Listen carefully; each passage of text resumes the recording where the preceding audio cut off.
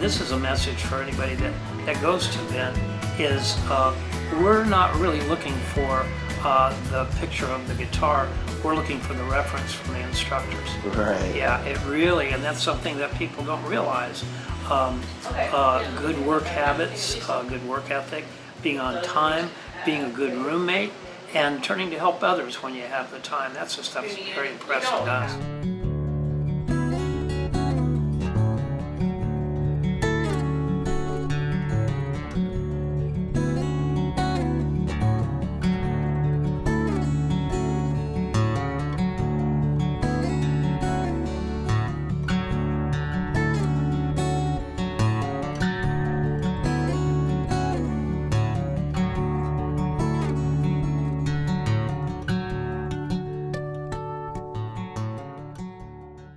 Work is a vehicle for the important stuff in life. It doesn't determine who you are or who you aren't. But work is something that you should take seriously, and you should choose seriously. So as guitar makers, we're a service business, and we build guitars for people with very high expectations.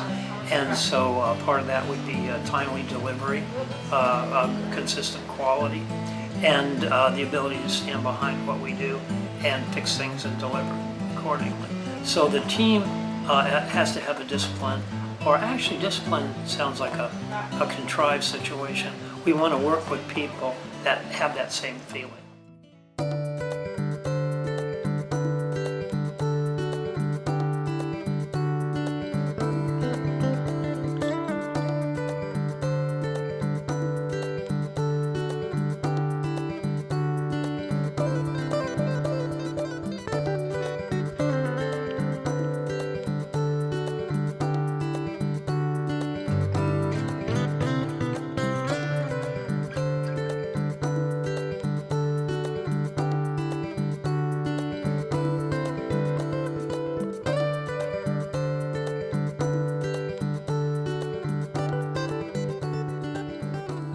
And as you know, some of the coolest names in individual lutherie came through the shop.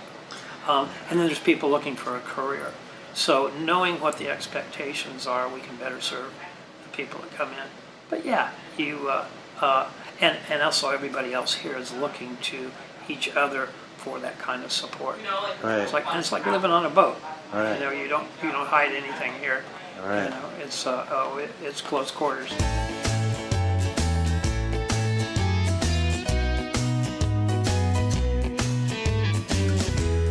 I mean, we know that it's good to know the rules before you break the rules, or it's good to know how to build a guitar by hand before you build one by computer. Right. But I wondered your thoughts on that, you know, that progression. Well, you hit on something that's very cool there.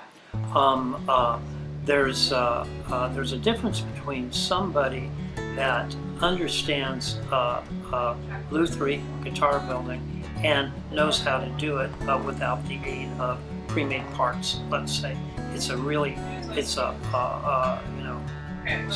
modern buzzword here, but it's a holistic approach to building when you know how things work and how they go together. Right. And I find that a real advantage. I used to be resentful because it took me so long to learn when there was no books, videos, or schools on it. But from that, I have a really solid foundation. And just like playing music, if you learn your chord shapes through repetition really, really well till it's in your DNA, you can begin to improvise and you can get way out there, like let's say in a jazz style, but you can always find your way home. Right. And that's the difference between an accomplished musician and somebody that is just kind of noodling. We don't have the same thing each time. So it's the same thing in guitar making. If you have your fundamentals down and have practiced it enough, you can do innovations, and you can also honor the scientific method. Change one thing at a time to see what happens. And if you do that enough, then you could actually change more than one thing at a time and be very predictive about what comes out of it. So having said that, guitar making is very accessible today. You can buy kits, you can buy pre-made parts. Most of the modern builders don't finish their own guitars. It's too expensive.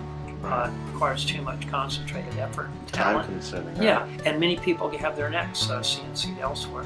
Nothing wrong with that. That's actually almost ethical and benefit to the player that they're not paying for inefficiencies.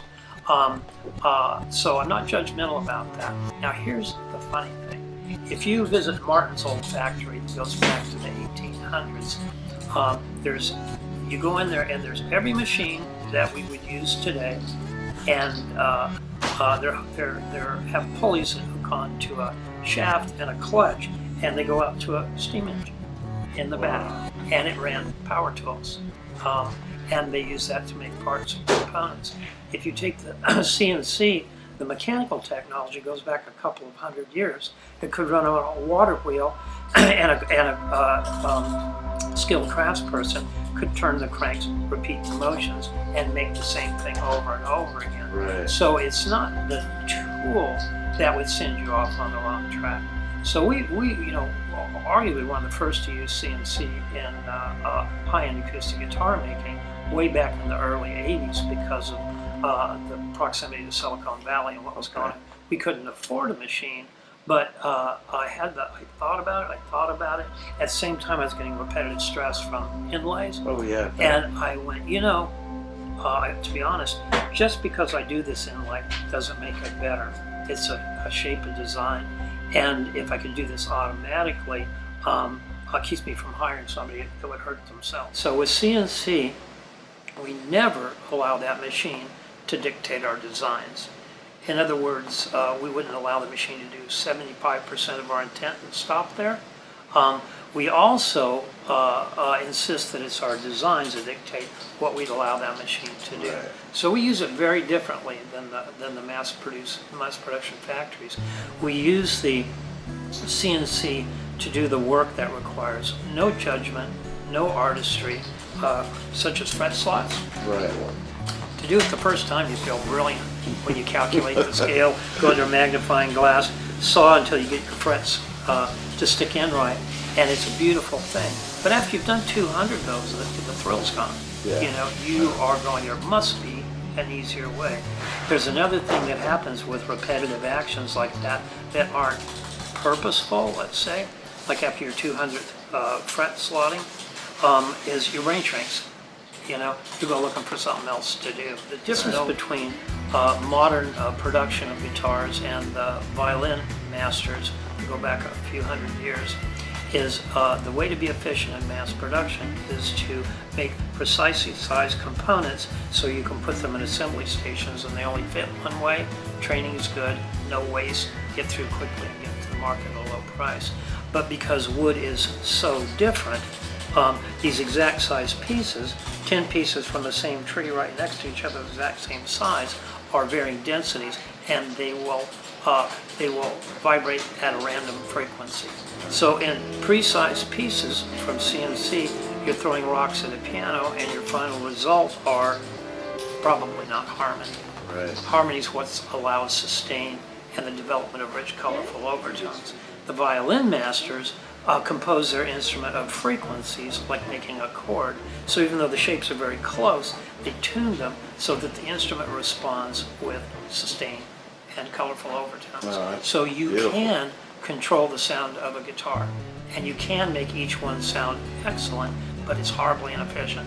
It's horribly inefficient. So rather than us ending up with a guitar that nobody could afford, we take the things that don't require that artistry and judgment and do that on the CNC. That's Inlays, fret slots.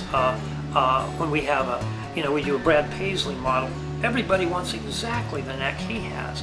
We don't have to hand carve that. In fact, it borders on the unethical that Ezra, our master carver, would use up his wrist motions doing that repetitive stuff. Now he's freed up to do the custom work. Right. So there's my pitch. That's for a beautiful CNC. compromise, though, and Yeah, I've never that's really. an awesome tool. The way you explained that to me, it lifted the veil. It takes so to speak. the only thing we're afraid of is the stuff we don't know or we don't understand. Right. And it was a long talk with myself to get into CNC, but we've used it now for since about mid-90s, 1997. We got our first machine, and there's several of us that would not be working with our hands today. Wow. If it hadn't come in, we'd be worn out.